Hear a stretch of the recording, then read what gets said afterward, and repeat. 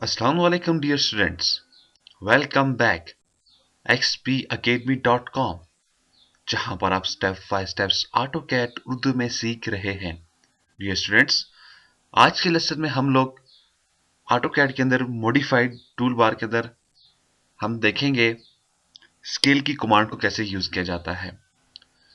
Basically scale का जो काम होता है, यानी कि मॉडिफाइड के अंदर जो स्केल है, इसका जो काम है, सम टाइम ऐसा होता है डियर स्टूडेंट्स, आप कोई ड्राइंग्स बना रहे होते हो, कोई आप डिजाइन बना रहे होते हो, उसकी वैल्यू होती है मिसाल के तौर पे 50-50 फिट्स, लेकिन आप उसको ठीक तरह से देख नहीं पाते हो। शायद आप 50 को 5 के अंदर रहकर आप बना देते हो। अब जब आप कोई डिजाइन बना देंगे जिसकी वैल्यू ओरिजिनल थी 50, लेकिन आप उसको 5-5 समझकर आप बना चुके हो, तो 50 और 5 में बहुत डिफरेंट आता है। अब हमारे पास कुछ ऐसी ऑप्शन मौजूद है ऑटोकैड के अंदर जो वहां पर ही एक दो क्लिक करने से उस ऑप्शन को अगेन 50 के अंदर लेकर चली जाएंगी। तो इस इस कमांड के लिए आपको, इस काम के लिए जो आपको कमांड यूज करनी है वो आपके पास है स्केल। तो आइए स्टूडेंट स्टार्ट करते हैं आज का लेसन।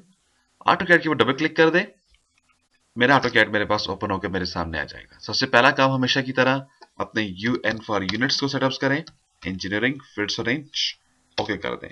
फिर आप डी एंटर कर दें डायमेंशंस के लिए, मॉडिफाइड इंजीनियरिंग फिट्स और इंच ओके, और इसको भी आप क्लोज कर दें। आप तो इसको भी क्लोज कर दिया। अब आप व्यू के अंदर जाएं, डिस्प्ले में जाएं, यूसीएस आइकन के अंदर और ओरिजिन कर दें। आपने यूसीएस आइकन को अपनी जगह पर ओरिजिन लॉक कर दिया है। आज बेसिकली हमने मॉडिफाइड के अंदर स्केल कमांड को देखना है।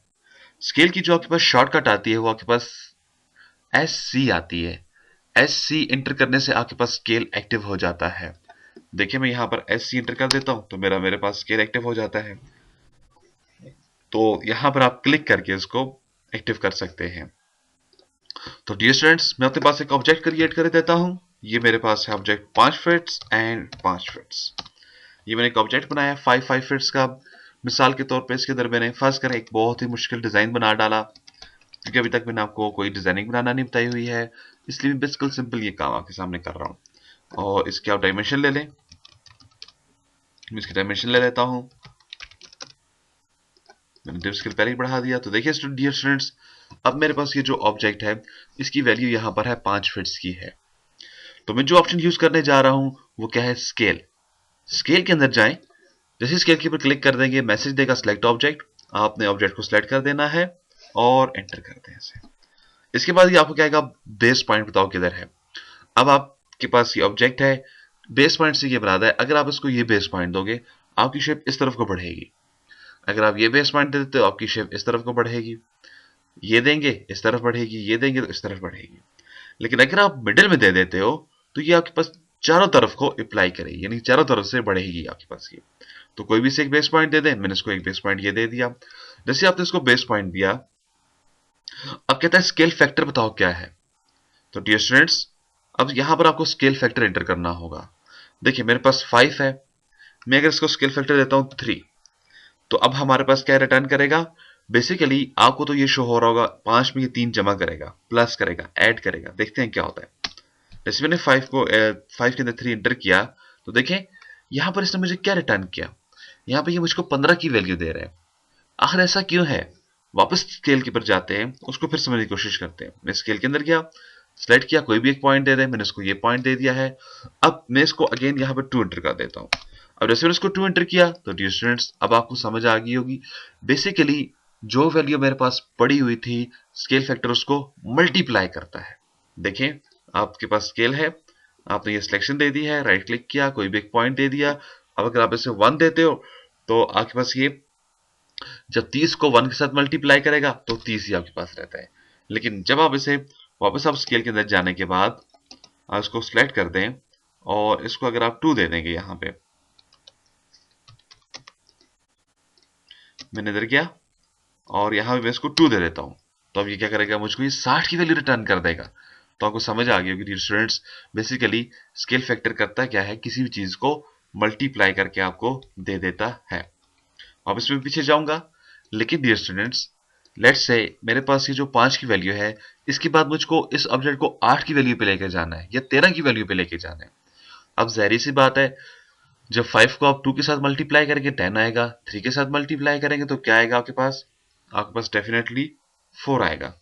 लेकिन लेकिन आपको इस ऑब्जेक्ट को टेराफिट्स में लेके जाना है, तो फिर आप क्या करते हो, फिर आप स्केल के अंदर जाओ, अगेन स्लाइड कर डाले, इसे एंटर कर दे, इसे कोई भी एक पॉइंट दे दे, मैं इसे ये पॉइंट दे देता हूं।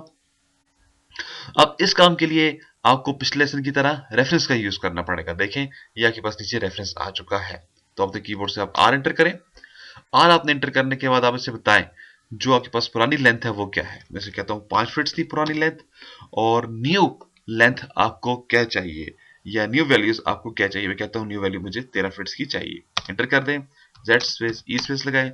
तो देखा डियर स्टूडेंट्स, अब आपके पास दोनों जानब ये 13 फीट और 13 फीट की वैल्यूज निकलकर आपके सामने आ चुकी हैं। फिर देखिए, आप स्केल के अंदर जाएं, सिलेक्शन दे दिया आपने, राइट क्लिक कर दें, इसे एक पॉइंट दे दें कहीं भी, आर एंटर कर दें रेफरेंस के लिए।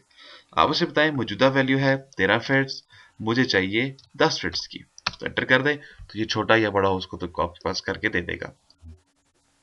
इसी तरह से वापस मैं स्केल के अंदर जाऊंगा, यहां पे मैं आपको एक चीज वाजे करना चाहूँ, जब आप इसे क्लिक कर देते हो, आप जब 1 एंटर करते हो, देखिए यहाँ पे मैंने सिंपल 1 एंटर किया है, ना तो उसके पीछे मैंने इंच का निशान डाला है, ना तो फिट्स का डाला है।